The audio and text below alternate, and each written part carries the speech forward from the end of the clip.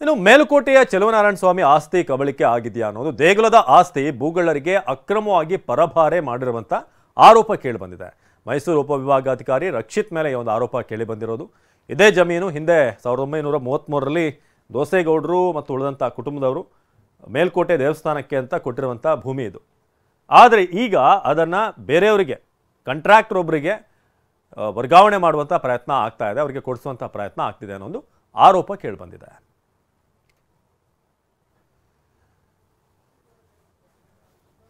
ಇದೀಗ ಸ್ವತಃ ಉಪವಿಭಾಗಾಧಿಕಾರಿ ರಕ್ಷಿತ್ ಅವರಿದ್ದಾರೆ, ಎ ಸಿ ಅವರು. ರಕ್ಷಿತ್ ಅವರೇ, ಈಗ ನಿಮ್ಮ ಮೇಲೆ ಒಂದು ಆರೋಪ ಕೇಳಿಬಂದಿರೋದು, ರವಿಕುಮಾರ್ ಅನ್ನೋರು ಈ ಆರೋಪವನ್ನು ಮಾಡಿದ್ದಾರೆ. ಈ ಹಿಂದೆ ಗೋಸೇಗೌಡರು ಮುಂತಾದಂಥ ಅವರ ಫ್ಯಾಮಿಲಿ ಅವ್ರು ಕೊಟ್ಟಂಥ ಒಂದು ಜಾಗವನ್ನು ಬೇರೆಯವರ ಹೆಸರಿಗೆ ಮಾಡುವಂಥ ಪ್ರಯತ್ನ ಆಗ್ತಿದೆ ಅಂತ. ಹಲೋ, ಕೇಳಿಸಿದ್ಯಾ? ಕೇಳಿಸಿದ್ದೆ ರಕ್ಷಿತ್, ಹೇಳಿ. ಅದೇ, ಈಗ ಇವ್ರೇನು ರವಿ ಅನ್ನೋರೇನು ಅಲಿಗೇಷನ್ಸ್ ಮಾಡಿದಾರಲ್ಲ, ಅದು ಬೇಸ್ಲೆಸ್ ಆಗಿದೆ. ಓಕೆ. 1976 ಅಲ್ಲಿ ಟ್ರಿಬ್ಯುನಲ್ ಅಲ್ಲೇ ಆದೇಶ ಆಗುತ್ತೆ. ಆದೇಶ ಆದಾಗ ನಾನು ಹುಟ್ಟೇ ಇರಲಿಲ್ಲ. ಇನ್ನೊಂದು ಏನಂತಂದ್ರೆ 2001ರಲ್ಲಿ ಖಾತೆ ಆಗುತ್ತೆ. 2001ರಲ್ಲಿ ಖಾತೆ ಆದಾಗ ನಾನು 3rd ಸ್ಟ್ಯಾಂಡರ್ಡ್ ಪ್ರೈಮರಿ ಸ್ಕೂಲ್ಗೆ ಹೋಗ್ತಿದ್ದೆ. 2017ರಲ್ಲಿ ಮತ್ತೆ ಅದು ಖಾತೆ ಚೇಂಜ್ ಆಗುತ್ತೆ. 2017ರಲ್ಲಿ ನಾನು ಸರ್ವಿಸ್ಗೆ ಜಾಯ್ನ್ ಆಗಿರಲಿಲ್ಲ. ಈ ಖಾತೆ ಆಗಿರೋ ಟೈಮ್ ನಾನು ಜರ್ಮನಿಲಿ. ಓಕೆ.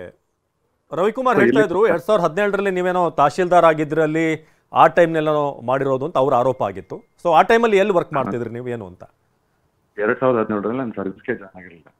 Okay okay. ರಿಸಲ್ಟೇ ಬರ್ತೀವಿ.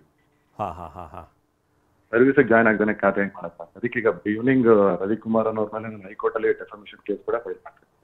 ಓಕೆ. ಹಾಗಾದ್ರೆ ಅಲಿಗೇಷನ್ನ ಇಂಟೆನ್ಷನ್ ಏನು, ಯಾಕೆ ನಿಮ್ಮ ಮೇಲೆ ಆರೋಪ ಮಾಡ್ತಿದ್ದಾರೆ ಅಂತ? ಏನಾದರೂ ಪರ್ಸನಲಿ ನಿಮಗೆ ಪರಿಚಯ ಇರೋರು, ಅವರು ಮುಂಚೆಯಿಂದ ಕೂಡ ಗೊತ್ತಿರುವಂತ ವ್ಯಕ್ತಿನ? ಇಲ್ಲ, ಫಸ್ಟ್ ಟೈಮ್ ಅವ್ರ ಹೆಸರು ಕೇಳ್ತಾ ಇರೋದು. ಅವ್ರನ್ನೇ ಕೇಳಬೇಕು ಏನಕ್ಕೆ ಬಿಸ್ನೆಸ್ ಅಲಿಗೇಷನ್ಸ್ ಮಾಡ್ತಾರೆ. ಜೊತೆಗೆ ಕಾಂಟ್ರಾಕ್ಟರ್ ಹೆಸರು ಬರುತ್ತೆ, ಸತೀಶ್ ಅನ್ನೋರು. ನಿಮ್ಮ ಸ್ನೇಹಿತರ ಅವರು? ಸತೀಶ್ ಬಾಬು ಯಾರು ಅಂತ ನನಗೆ ಓಕೆ ಓಕೆ. ಖಾತೆನೂ ಮಾಡಿಲ್ಲ, ಸರ್ವಿಸ್ಗೆ ಜಾಯ್ನ್ ಆಗಿರಲ್ಲ. ಓಕೆ. ಎಲ್ಲಿಂದ ಹೆಲ್ಪ್ ಮಾಡಕ್ಕೆ? ಬಟ್ ಈ ಲ್ಯಾಂಡ್ಗೆ ಸಂಬಂಧಪಟ್ಟ ಹಾಗೆ ನಿಮ್ದೇನಾದ್ರೂ ನೀವೇನಾದ್ರೂ ಅದನ್ನ ಉಳಿಸುವಂತ ಪ್ರಯತ್ನ ಮಾಡಿರೋದಾಗ್ಲಿ, ಏನೋ ನೀವು ಇದ್ರ ಬಗ್ಗೆ ರಿಯಾಕ್ಷನ್ ಕೊಟ್ಟಿದ್ರಿ ಅಂತ ಕೂಡ ಬರ್ತಾ ಇತ್ತು. ಏನಾದ್ರೂ ಸಂಬಂಧ ಇದೆಯಾ? ಈಗ ಏನಾಗಿದೆ, ಈಗ ನಮ್ಮ AC ಕೋರ್ಟ್ ಅಲ್ಲಿ ಈಗ ಕೇಸ್ ಫೈಲ್ ಮಾಡಿದ್ದಾರೆ. ಓಕೆ. ಟ್ರಿಬ್ಯುನಲ್ ಆದೇಶನ ಚಾಲೆಂಜ್ ಮಾಡಿ ನಮ್ಮ AC ಕೋರ್ಟ್ ಅಲ್ಲಿ ಕೇಸ್ ಫೈಲ್ ಮಾಡಿದ್ದಾರೆ. ಅದಕ್ಕೆ ನಾನು ತಡೆ ಆಜ್ಞೆ ಕೂಡ ಕೊಟ್ಟಿದ್ದೆ. ಓಕೆ. ಫರ್ದರ್ ಏನೋ ಟ್ರಾನ್ಸಾಕ್ಷನ್ ಆಗ್ತದೆ, ನಾನು ಸ್ಟೇ ಕೂಡ ಕೊಟ್ಟಿದ್ದೀನಿ. ಓಕೆ.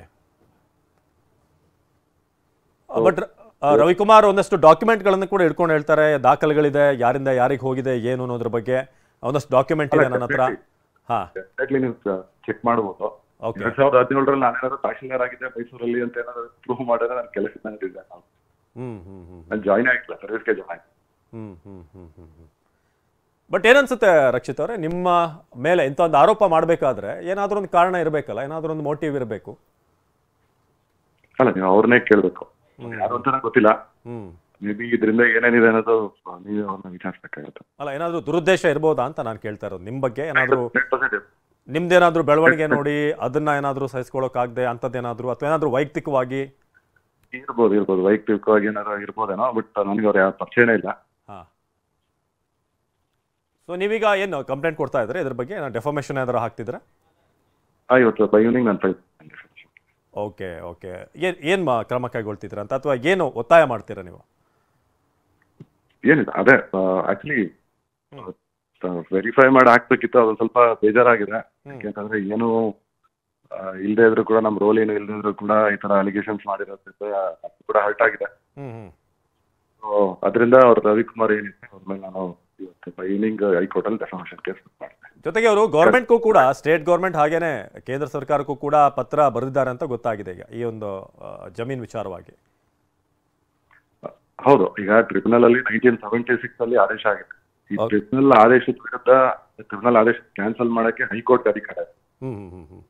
AC-ಗಾಗ್ಲಿ DC-ಗಾಗ್ಲಿ ಸರ್ಕಾರಕ್ಕಾಗ್ಲಿ ಟ್ರಿಬ್ಯುನಲ್ ಆದೇಶನ ವಜಾ ಮಾಡಕ್ಕೆ ಅಧಿಕಾರ ಇಲ್ಲ. ಓಕೆ.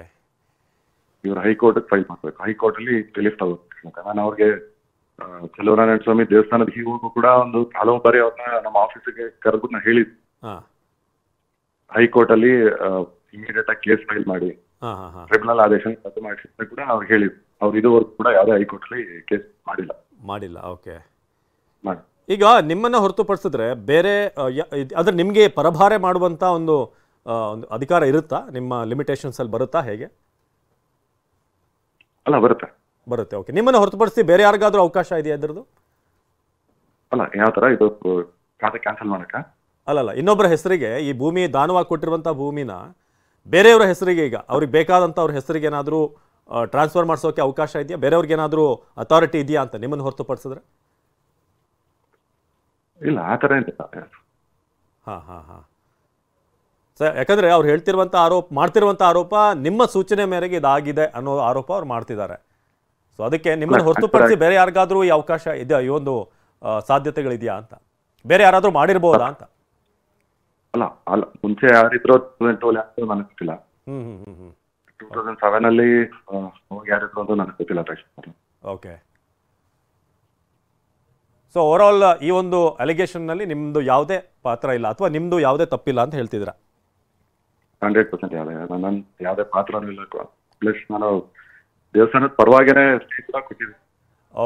ಓಕೆ. ನಿಮ್ಮ ವರ್ಷನ್ ಗೊತ್ತಾಗ್ಲಿ ಅಂತಾನೆ ನಾವು ಕೂಡ ನಿಮ್ಮನ್ನ ದೂರವಾಣಿ ಮೂಲಕ ಸಂಪರ್ಕ ಮಾಡಿದ್ದು. ಥ್ಯಾಂಕ್ ಯು ರಕ್ಷಿತ್, ಟಿವಿ9 ಜೊತೆ ಮಾತನಾಡಿದ್ದಕ್ಕೆ.